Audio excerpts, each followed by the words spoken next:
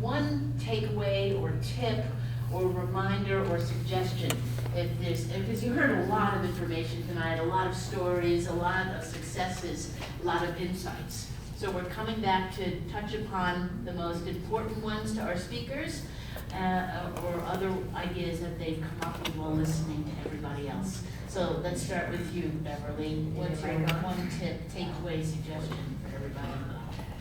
My suggestion would be to try eating with brownies, taking the tinctures, rubbing the salve, whatever aches, try something because there's the solution. Excellent, thank you, Beverly. Anita? Is this thing on? Okay. It's on. I am very excited about the potential for this plan. Once this country stops the ridiculous prohibition that has really no validity whatsoever. Prior to 1937, cannabis was freely used in doctors' offices. I have pictures on my phone from Eli and Lilly touting their cannabis tinctures from 1913.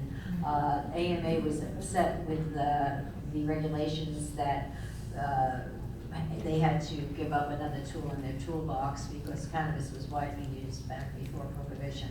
And my hope is that once the prohibition is removed, the research that is necessary will start to move forward in this country. Israel and Spain have been amazing in the research that they've done, and what they are finding on a daily basis is mind-blowing. Learning about the endocannabinoid system, the system of receptors we have throughout our bodies that fit lock and key with the phytocannabinoids from the plant. It explains so much about why it affects so many different disorders. How can one plant do so many things? And we haven't even scratched the surface of all the compounds in this plant. So I am very hopeful and very excited about the future of this medicine. I believe it will change a lot of things in this country, and I think you have to advocate for yourselves, for your health, and don't be afraid of it. It is a safe, non-toxic drug. I will say I am not a fan of edibles. They take a long time to kick in. People typically don't wait long enough and take too much and have very unpleasant experiences. So be very careful if you are using that type of medicine. However, most of it is pretty easy to handle. And I wish you good luck as you continue to learn and pursue your education about cannabis. There's so much to know. And I mean, it's been such a blessing in my life, and I'm so excited to continue to learn about what potential this plant has. So thank you very much for coming and for supporting us and for supporting our mission of educating everybody and opening up some new doors for people who suffer. Thank you. Thanks, Anita. I want to continue with that theme of safety. You know, all drugs are tested in rats, and they look for what's called the LD50, the lethal dose 50, the dose of the drug which you can kill half the rats that you give it to. There's no LD50 for marijuana, for cannabis. You cannot kill a rat with cannabis. It's not possible. In fact, it's so safe. But it can have some effects like dizziness and some other things.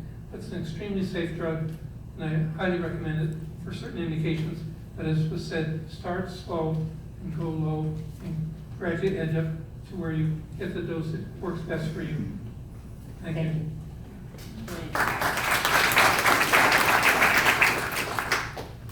Since we talked about start low and go slow, I mean, I have a paragraph over here. But here's what I want you to know, that there is an anti-venom for that high. That's one of the things people worry about. What if I get too high? What if I have palpitations and that kind of stuff?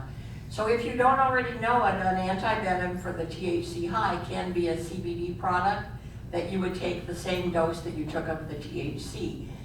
One of the things that's in cannabis are terpenes, and terpenes are lavender, lenanol. There are all sorts of terpenes that give it the smell and the taste.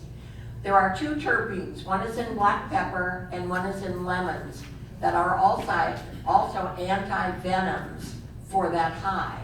So if you came to Magnolia and you met with me and you were going to go on a THC product, I would say, when you leave here, go to McDonald's and steal a bunch of pepper packets. Because all you have to do is inhale, is smell that pepper smell, and it'll tell your brain to release some of that THC that's making you high. So start low, go slow. Don't drive the first time you take cannabis. Tell someone that you're going to do it and be safe. Thank you, Barbara.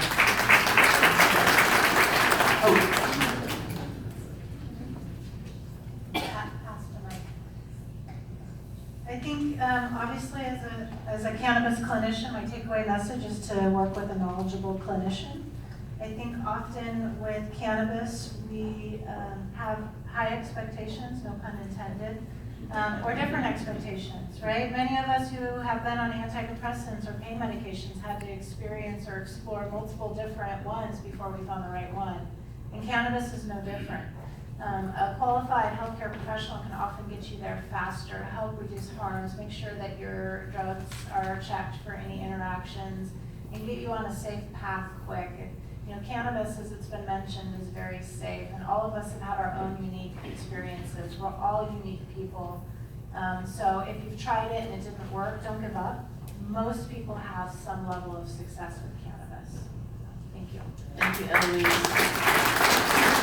So before we stop to thank everybody, I'd like to let you know that everybody's going to be here for a few minutes for you to come up and ask questions, consult, get a little bit of free insights from our experts on the stage. And now please join me in thanking Eloise, Barbara, Paul, Anita, and Beverly.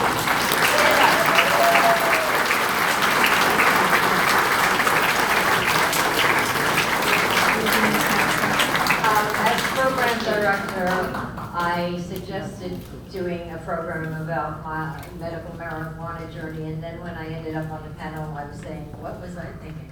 It was very anxiety producing. I took an extra dose of CBD. I actually had a panic attack about a week or two ago as I was trying to put this together in my head. I hadn't had one like that in a very long time. And I took a full dose of CBD, and within 10 to 15 minutes, I got calm. It was amazing. And yes, I actually brought some with me tonight in case I needed it, but it's in my purse. But I also want to say that, yes, if you take too much THC, always have some CBD handy. It'll take it right down, and it's very unpleasant to have too much THC, but it's very pleasant to have just the right amount. Very, very, very. He's coming back. Any other questions? We're open to speaking with you, and we thank you for coming. I will not drive, and I mean, I take a tincture twice a day, and it's not psychoactive. I will